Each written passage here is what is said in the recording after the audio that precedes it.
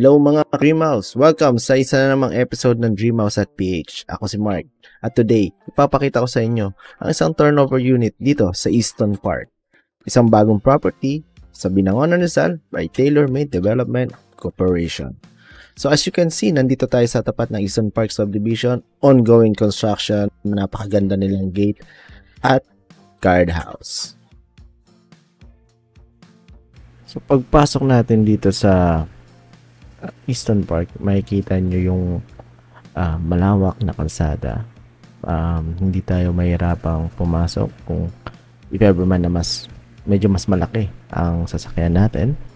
So maglalakad lang tayong papasok and I will give you a site update on the subdivision.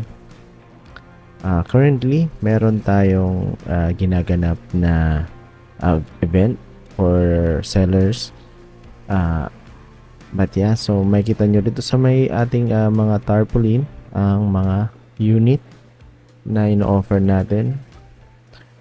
Unit A, meron tayong Unit B, and meron din tayong Unit C, na which is yun yung mas affordable.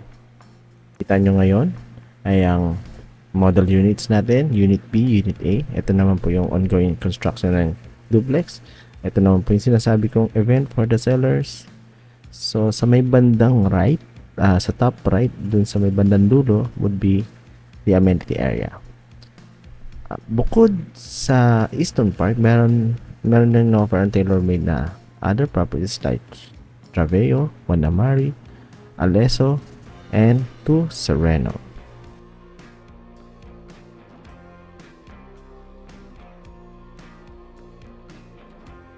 Welcome mga ka-Dreamhouse sa ating Unit B ng Easton Park dito sa may Binangonan, Rizal.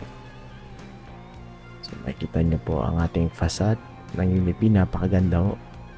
Unang tingin pa lang, quality na ang gawa. Ang ipapakita ko po sa inyo ay ang Unit B semi-finish ng Easton Park. So makikita nyo po, ito po ang ating one carport. Meron po tayong covered area.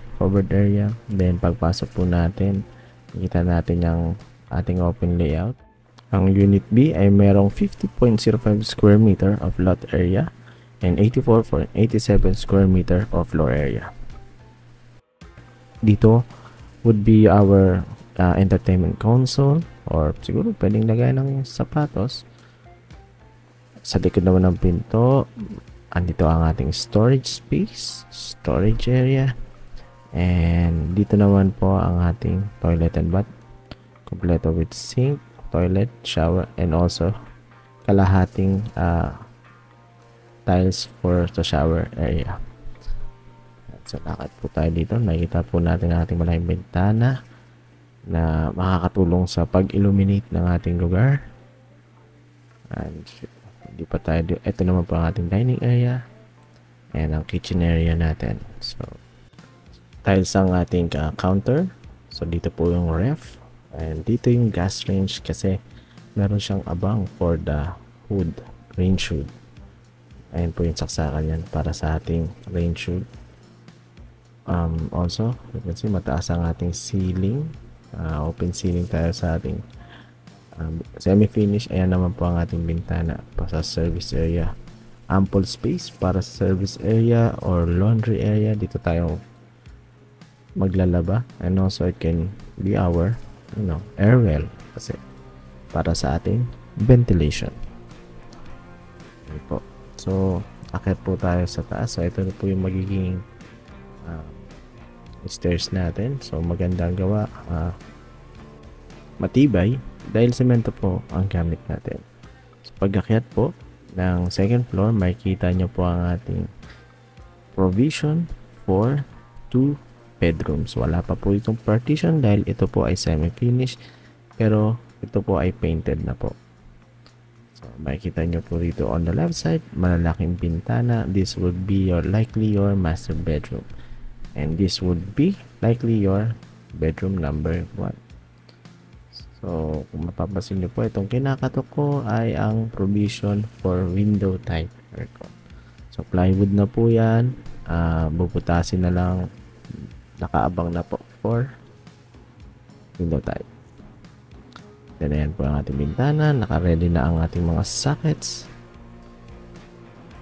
So dito naman po tayo sa may probably your master bedroom. Napakalaking bintana for lighting and also ventilation. At kung gagamitan nyo po ito na malaking kortina, napakaganda po. Meron din po siyang provision for window type.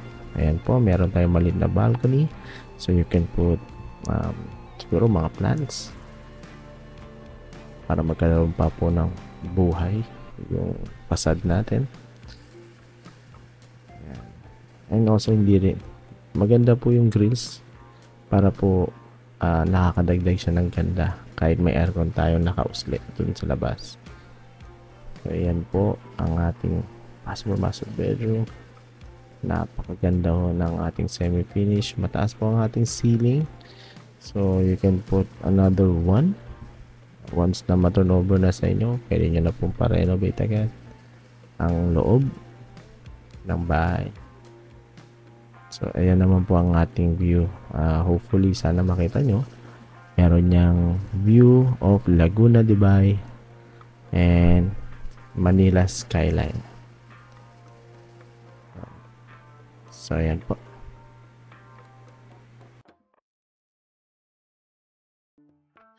So, pagbaba nyo ng stair, meron pa palang isang window na nag-illuminate sa pinaka hagdanan natin. So, ang advantage kasi ng malalaking window is nakakatulong to lower our power consumption by giving us ventilation and also lighting.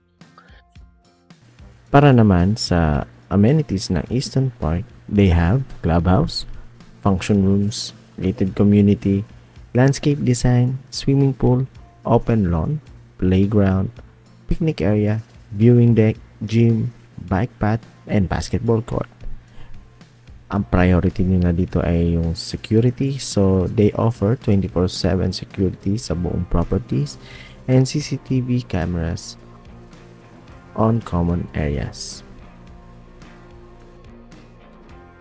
Malapit din ang Easton Park sa mga establishment like QRS, Kaisano Mall, Binangonan Municipal Hall, St. Bernard Church, Rizal Provincial Hospital, Pure Gold Binangonan, and Binangonan Lakeview Hospital.